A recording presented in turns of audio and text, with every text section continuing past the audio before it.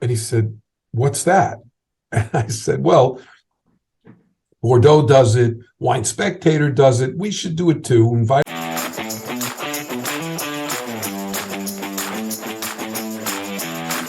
Um, so a few weeks ago was the Kosher Food and Wine Festival in Manhattan. Um, I found it extremely impressive. It was a big event and a great crowd and a great variety of food and wine and spirits, etc.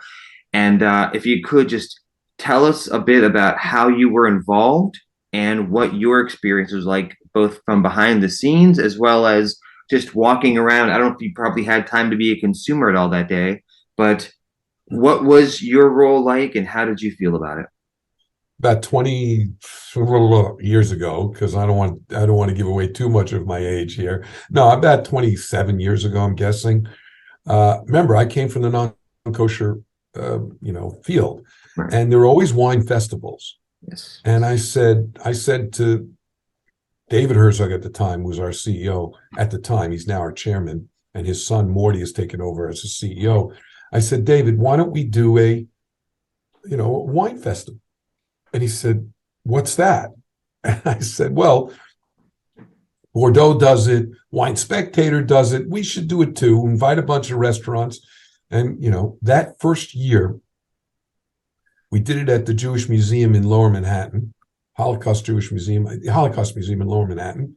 We had a total of 350 people. Now we have a total of 3,500 people.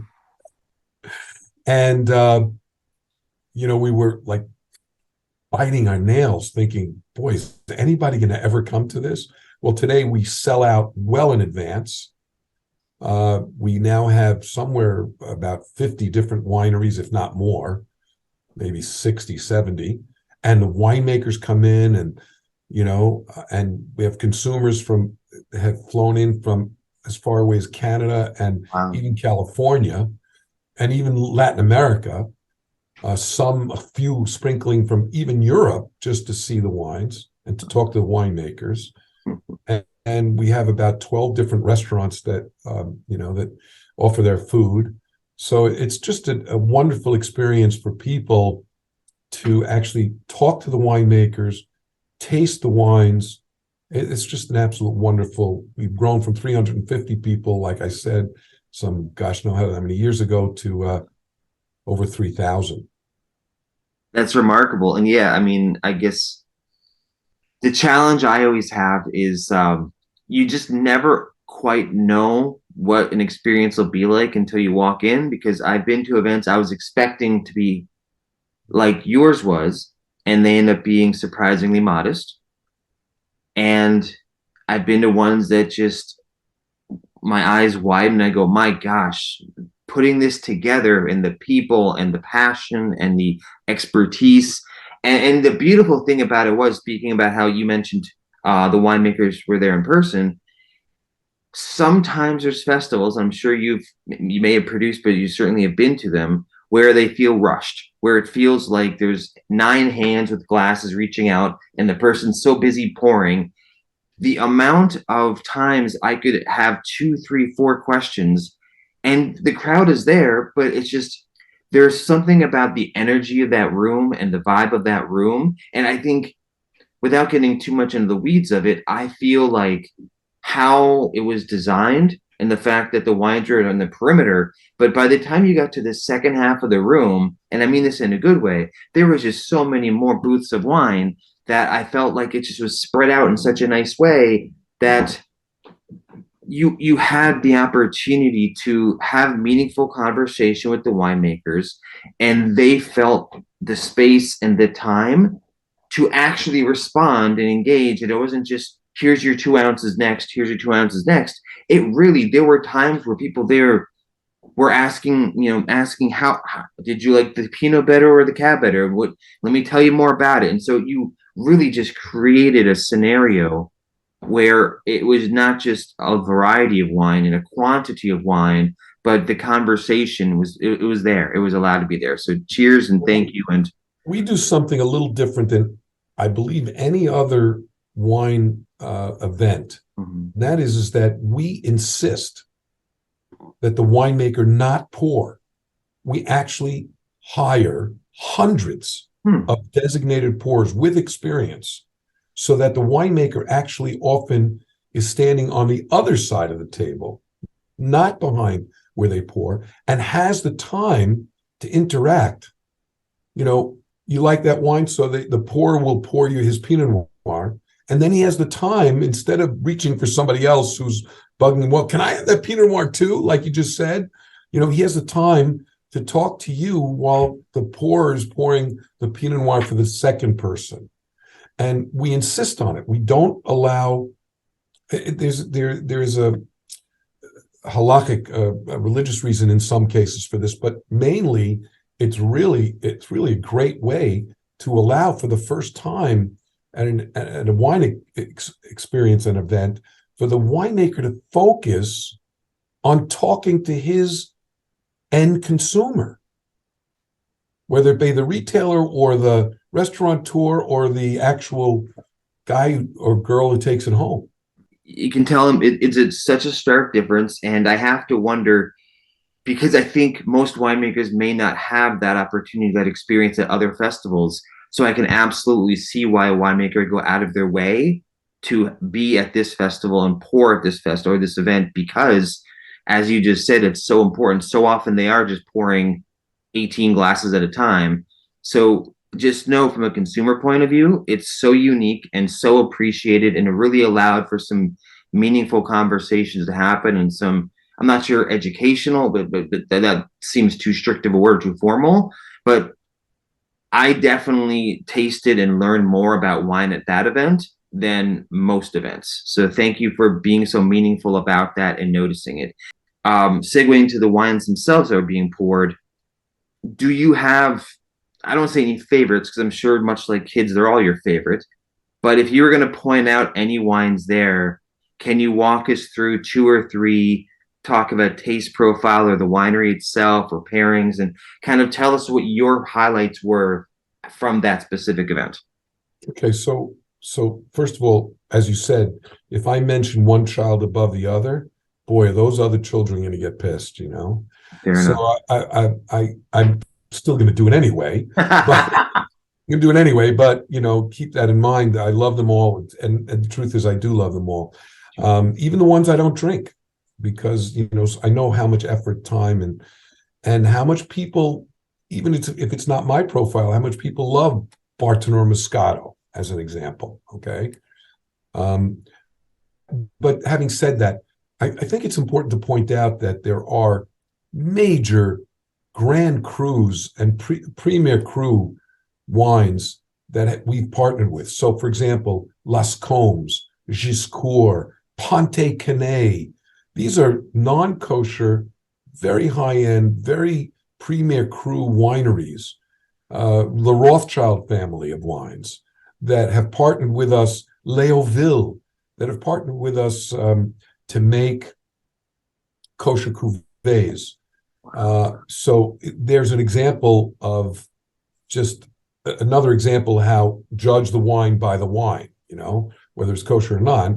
It's Las Combes. It's the same as the regular Las Combes. It's just that the rabbi is there during that particular bottling, harvesting and bottling. All right. But I think one of the highlights for me is the amazing wines that come from Herzog Wine Cellars. There was a philosophy in the Herzog family not less than 10 years ago. They've been doing this since 1948 in America, and since 1985 in California. And there was always a philosophy not to own any vineyards. Well, Joseph Herzog came along about 8 years ago or 9 years ago and said, we can't do this anymore. We have to control our own destiny. And they started buying vineyards in California. So now more than 60, we're hoping about 70% of all of their wines made are made from estate vineyards, vineyards that we own, not only control, not only buy, not only have long-term contracts for, but we own.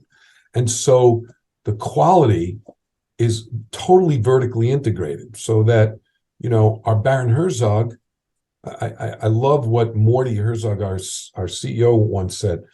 The word boutique winery is often thought of as, a winery that makes less than 10,000 cases, right? And really, that's not what a boutique winery means. What it means is that there is attention to detail on whatever level of wine they're making. So, for example, Baron Herzog wine, which is about $12, a good percentage of that, maybe 30, 40%, comes from estate vineyards. Who ever heard of a winery making $12 introductory wines from estate vineyards? That's wild. I mean, that's boutique, even though it's $12. But I will tell you that one of the most impressive wines I tasted was two wines from that winery that I really love. They're not their most expensive wines are the Russian River Chardonnay, which is a ridiculous bomb of a Chardonnay, and their Napa Valley Cabernet. So those two.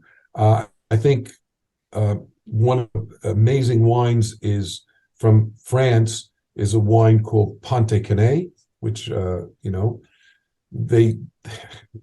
they made a kosher cuvee for us. Delicious bottle of wine. Way too young at this point, so don't rush out and buy it because it's going to be gone by the time it's ready. But hold on for a year or two. And some of the amazing Israeli wines, for example, Carmel Limited, which is a classic Bordeaux blend. It comes from Israel. It's not Bordeaux. But when I say it's a classic Bordeaux blend, it's Cabernet Merlot, Cabernet Franc, Petit Verdot. Okay. But it's big, rich, and flavorful, and very complex, and comes from the Judean Hills mostly area. And then there's a really wonderful group of wines from LV, which is a winery and here's an interesting backstory. LV is owned and run by the Cohen family. And they're the first Jewish family to make wine in Spain in 500 years, since the expulsion in 1492. They can trace their roots. They come from, of recent years, they come from Morocco. But they trace their roots back to Spain before the expulsion. And they resettled in Spain about 25 years ago and started making wine for the first time in over 500 years. But what's key to that, it's a great backstory, but how is the wine? And the wine is delicious. They really have focused on making very high quality wine. So LV Wines is another one of my favorites. But like you said, so many of my children are, there's a wonderful boutique winery coming out of Italy called Terra di Seta. They only make, 10, 12, 15,000 cases of wine, and all of it's kosher from an all kosher winery. But again, they have one of the highest rated, Terra di Seta has one of the highest rated Chianti Classicos called Assai in all of Italy, kosher and non. Right. Not as kosher, just probably the most highly rated, one of the most highly rated wines, period. So there's that. I mean, I can go on and on and on. I'm sure. I'm kind of closing my eyes and going through the room. So there you go. Yeah, it's another time I would love to even go more specific. A very big special thank you to Vrbo. With over 2 million bookable vacation rentals, Vrbo connects homeowners with families and vacationers looking for something more than a hotel for their trip. The Vrbo community offers families an array of rental property types such as condos, cabins, lake rentals, beach houses, and more. Discover properties and destinations that everyone dreams of visiting. Vrbo, where families travel better together. Find more information at vrbo.com. That's VRBO.com. Okay, back to the show.